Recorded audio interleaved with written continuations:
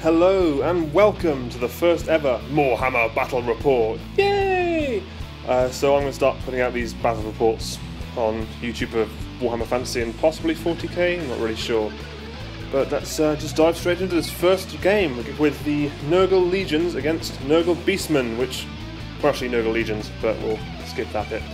So here's my list. We had Orgot's Demon Spew, the Bastard King, he was my general. Then there's a Great Bray Shaman, the Swarmbringer, with Mark of Nurgle, level 4, Lord of Death, Jagged Dagger, Terrifying Mask of Eee, the Brass Cleaver, and the Talisman of Endurance. Then we've got the Herald of Nurgle, Octopus Prime.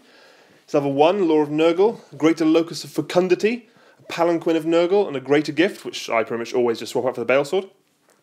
Then there's 19 Chaos Warriors, the Legion, with Mark of Nurgle, Shields, full command, and a Gleaming Pennant. And the Plague Bearers of Nurgle, Pus Tide, it's 28 Plague Bearers, full command. And there's a Gore Herd, the Bloat Goats, 10 Gore, with additional hand weapons and Mark of Nurgle. Then an Ungore Herd, Ramrot, which is 10 Ungore, Mark of Nurgle. Note they're not Ungore Raiders, for some reason. Then 3 Beasts of Nurgle, the Slobber Gobblers, Chaos Furies, the Pox Pixies, 5 Chaos Furies. 3 Plague Drones of Nurgle, Humbugs, with a Standard Bearer. Then we've got his army list, which was a Beast Lord, Crown of Command, Mark of Nurgle, Shield Heavy Armour, a Great Bray Shaman, Mark of Nurgle, level 4, Lord of Shadow, Dispel Scroll. Then 2 level 1 Bray Shamans with Mark of Nurgle, Lord of Beasts. They both swapped out for Wissen's Wild Form. Festus the Leech Lord, a Wargore BSB, Heavy Armour, Mark of Nurgle, Shield, Gnarled Hide, and he had the Beast Banner. Then he had a unit of 20 Gore with additional hand weapons, Mark of Nurgle, full command. Then a unit of 20 Gore with Shields, Mark of Nurgle, full command. 4 units of 5 Ungore Raiders, these didn't have the Mark of Nurgle. Then there's 2 Tuskgore Chariots, both with Mark of Nurgle, and a 40 strong unit of Bestigore, full command, Mark of Nurgle, Standard of Discipline. And obviously the 4 characters went in there, basically. So here's a picture of deployment with our armies. We were playing on quite a small board, but we had to sort of make do with what we could get. On the right there is Orgot's Demon Spew. To his right, you can't see it on the picture, is a unit of 3 Plague Drones. Then next to him on his left is the big block of Plague Bearers with my Herald. On their left, you've got the 5 Chaos Furies just behind the house, and behind them is the Chaos Warriors with the Bray Shaman. And to their left, again, you can't really see it, is the Beast of Nurgle. Then his line, you've got the unit of 20 Gore with a level 1 installed. Then you've got a Tuskgore Chariot. Then there are 40 Bestigore with Festus, his BSB, his Great Bray Shaman, and Beast Lord installed. Then another Tuskgore Chariot, and behind that building there, you've got the unit of Gore, another unit of 20 Gore with the level 1 installed. So my basic plan here was I was going to send the Beasts of Nurgle into the unit of Gore behind that little house. And they were just going to run through them. I'm fairly confident they could get through. Equally, on the right-hand side, my Plague Drones were going to do exactly the same thing, just churn through that unit 20 Gore. I was fairly confident they could do that, even if they got Wissens off or anything. That's just what they do. I wasn't sure. I didn't really want to fight that unit of Bestigore because it was just full of fuck that. So I was going to kind of push stuff forward, but then try to block it off with my Furies and keep my distance until I had everything else in his army dead, and I could just attack him from all sides. And then hopefully I could just wither through it, but I wasn't too confident about it because it's such a hard unit. So I was going to just push my flanks forward, keep my centre back a little bit until I could really just nail him on from all sides. So in my first turn, I push forward, I roll a crap magic phase, I roll 3 or something. He channels one of his, so we've both got 3. I managed to push through Curse of Lanif and actually just take off his level 4. It was brilliant. I did 3 wounds and he failed all of his regens from Festus. So he went off, so that gave me magic superiority from my turn 1. He then pushed forward. He tried to cast Wissens on his units, but he couldn't get through because I had a level 4 and he only had level 1s left, apart from his Festus. So he pushed forward and nothing really happens. And over here, this is skipping 2 turns now, so as in his turn, my turn and then his turn. In my turn, my Plague Drones went into the Gore units and killed a few, but they're steadfast, they make their break check. On the left, my Beasts go into the unit of Gore, kill a few, again, they're steadfast, they make their break check. That's fine, they'll grind them out no problem. I go up forward, I move my plague drones in the way of his Bestigor, because, not plague drones, my Furies, sorry, in the way of the Bestigor, and they just, he's going to charge them, that's fine. He needs a long overrun to get into the plague bearers, so I'm confident about that. Fortunately, I managed to draw out his chariot, so one chariot goes into Orgots and the other goes into my unit of Chaos Warriors. He also got a unit of flanking Ungol Raiders there into the side of my Warriors, which I didn't see, but it's not a big deal. They're only Ungol Raiders against Chaos Warriors, it shouldn't be too hard to deal with. You can't see it on this picture again, but he's got another unit of Ungol Raiders off to the right-hand side. So yeah, that happens. His chariots just bounce off. The one that goes into Orgots just gets annihilated. The one that goes into the Warriors just dies, kills a handful, but nothing too bad. Unfortunately, the Ungol Raiders, despite the fact they lost the combat, make their break check, so they stuck around. I didn't know whether to turn and face, but I decided I just wanted them dead, so I turned to face just to make sure they were actually killed. His Bestigor charged my Furies, which is fine. One of the Furies actually managed to get a wound on the Beast Lord because he's a wimp. So that was quite fun, but he just destroys the Furies as soon as Great Weapons come into play. So that's fine. And he overruns 5 inches or something like that, not enough to get into the Plague Bearers. At which point I just say YOLO and I just throw in Orgots and the Plague Bearers. My thoughts were, even though it wasn't quite where I wanted it, if I can combo charge with Orgots, I can challenge out. He'll probably put his champion forward, but if I can get 5 combat res out, fine. My Herald should be able to put his attacks onto his Beast Lord. If I do that, I've got the D3 wound sword. I just need to get 1 wound through. He's only got 2 left from that hero Fury that I've sent in. So he's only got 2 wounds. I just need to roll anything but a 1 and a 2 to kill him, which would be great.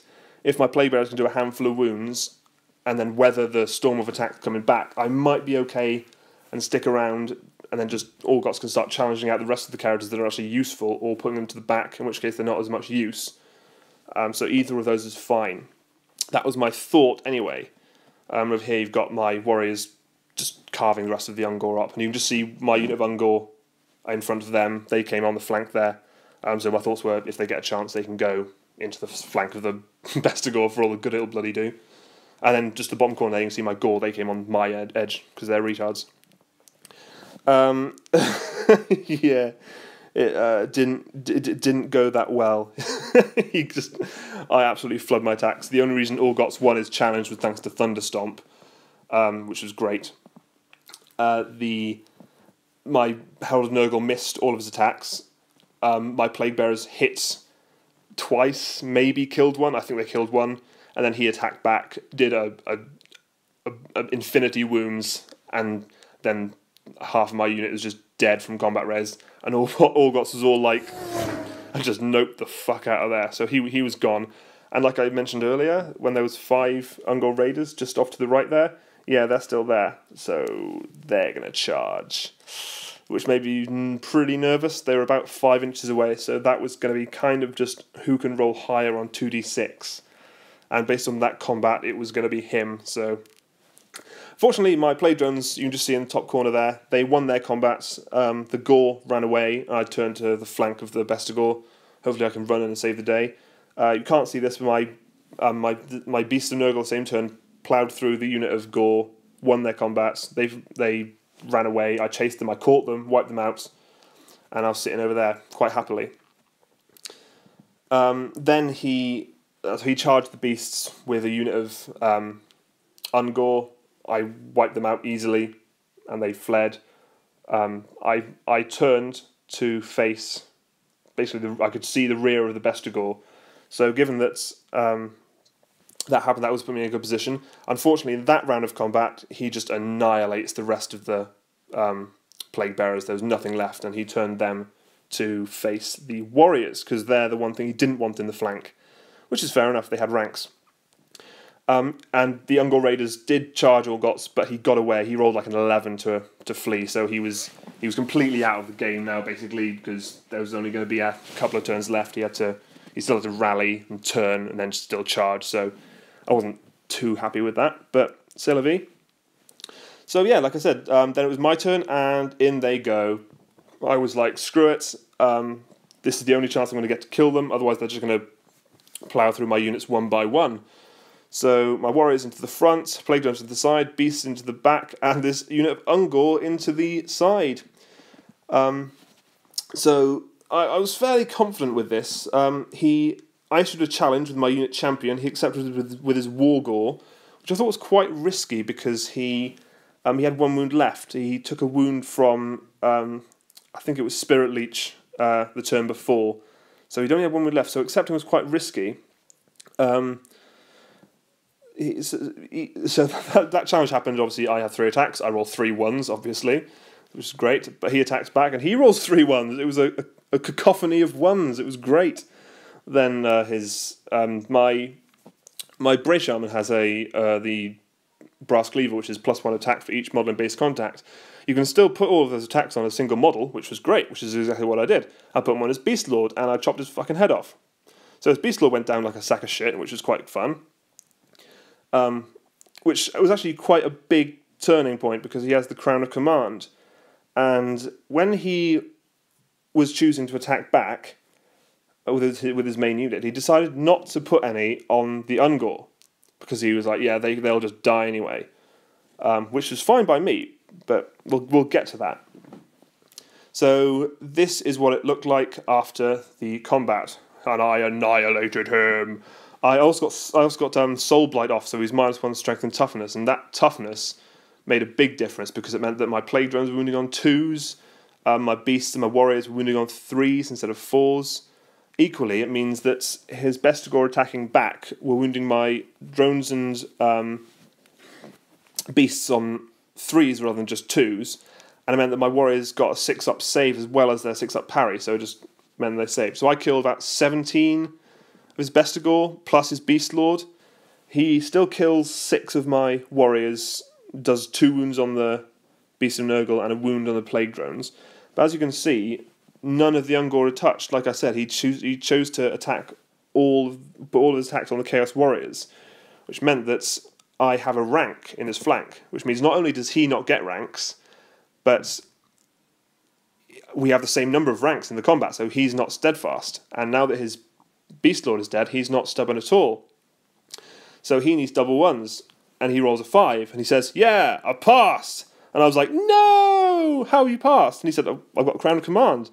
And I said, who's got the Crown of Command? And he said, his Beast Lord. And I said, he's dead. Yay! So he said, shit, I better reroll that for my BSB. Rerolled it, rolled high, not a double 1. And he ran away 5 inches, and I had 4 units to pursue. My Plague Drones and my Beasts chased him down. All thanks to that unit of Ungor. I mean, in fairness, even if he hadn't, even if he had killed an Ungor and he was steadfast and he passed, the next turn he probably would have just died because I was just all over him. I was killing a huge chunk of his army per turn. He was losing attacks back at a rate of knots. So I can't imagine he would have done that well. And after they ran, they got chased down. All he had left was 2 units of Ungor Raiders, maybe 1 unit. I think 1 hadn't actually come onto the board yet, so he had 1 unit left, and he was over. He held out his hand and conceded, and that was the end of the game. Yay! So I managed to get after the horrendous Orgots Plaguebearer incident. I didn't realise I would be able to actually pull that through, but I did, which was great. And that's the end of the game, yes. So it's a quite convincing loss. I think I only lost ultimately about 700 points over the course of the game, which is fine. Just that big Plaguebearer block's worth quite a few points, but I didn't really lose anything else, so that was fine. Yeah, so that was my first battle report. Leave a comment in or criticism, as it's most likely to be, in the comment section. Feel free to subscribe or follow me on Twitter at Moarhammer. Moarhammer at More Wargames. I feel like I should probably know that by now, shouldn't I? But yeah, so thanks very much for listening. Cheers.